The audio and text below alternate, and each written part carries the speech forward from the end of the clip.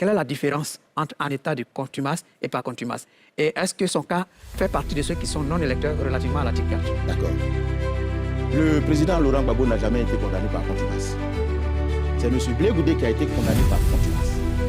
Le président Laurent Gbagbo a été condamné par défaut. Alors je vous explique la nuance. Il est poursuivi pour des faits délictueux. Il vole en réunion à main armée avec effraction. Finalement, il y a une réqualification. Il s'est rendu donc complice de ces faits. Il est bon que je précise que je n'ai pas qualité pour apprécier le contenu de la décision. Ce sont les effets de la décision dont je parle. Alors ici, monsieur le président Gbagbo a été donc condamné pour ces faits. Mais n'étant pas présent, il a été condamné par défaut. Défaut veut dire qu'il n'était pas présent, il n'a pas eu connaissance de la procédure.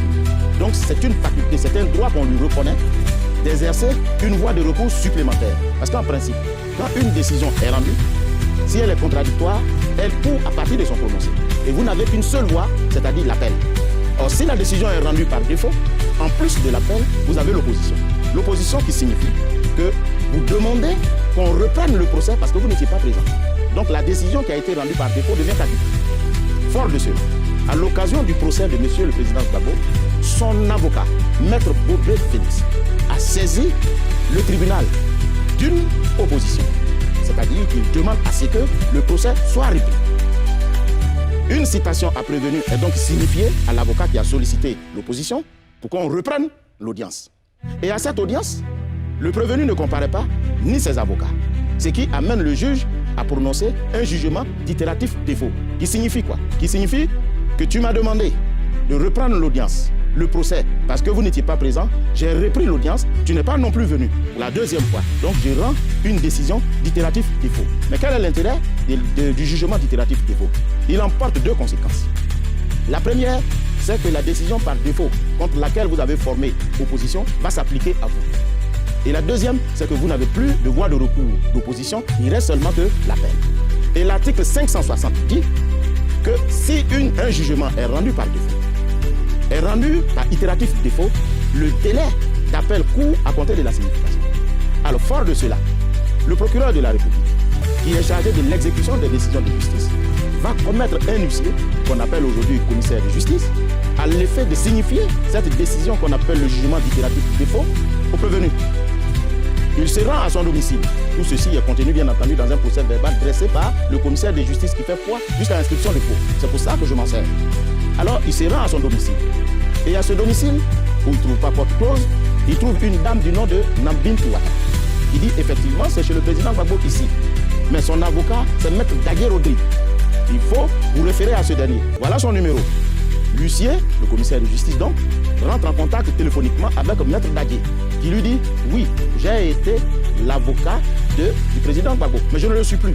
Désormais, adressez-vous à Maître Maintenant, qui est l'avocat de M. Gbagbo.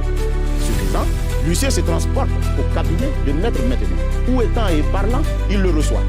Maître Maintenant le reçoit, et l'huissier lui dit ceci. Maître, êtes-vous l'avocat de M. le président Gbagbo? Il répond sur interpellation. Monsieur le président Gbagbo a fait l'honneur de me demander de l'assister, ce que j'ai accepté volontiers. Ce qui fait qu'il devient l'avocat de M. Gbagbo. Et fort de cela, l'huissier lui dit, je suis porteur d'un jugement d'itératif défaut le concernant.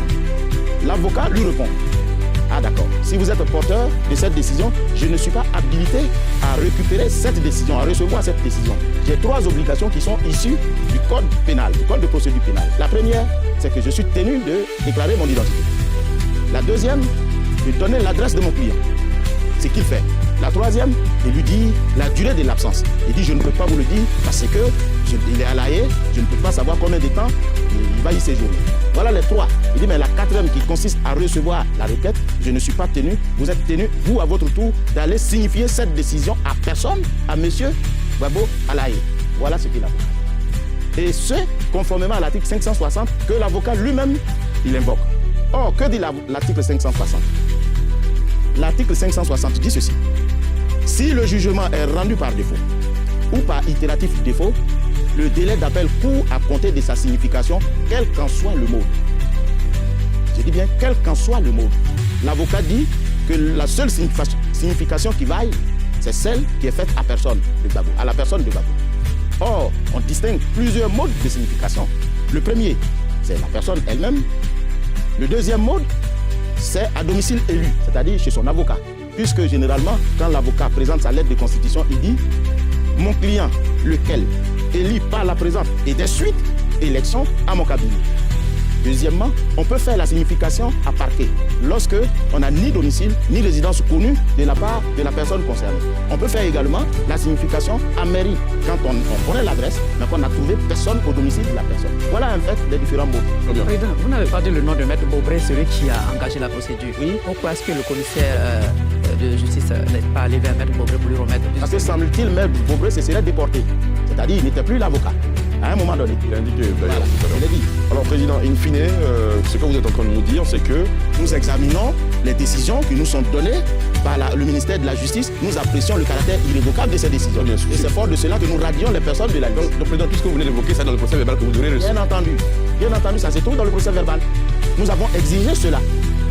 Parce qu'il ne suffit pas de nous donner une décision. L'acte que nous allons poser est tellement grave. De radier quelqu'un de la liste électorale, il faut qu'on s'entoure de toutes les garanties légales. C'est pour cette raison que nous avons exigé tout ça.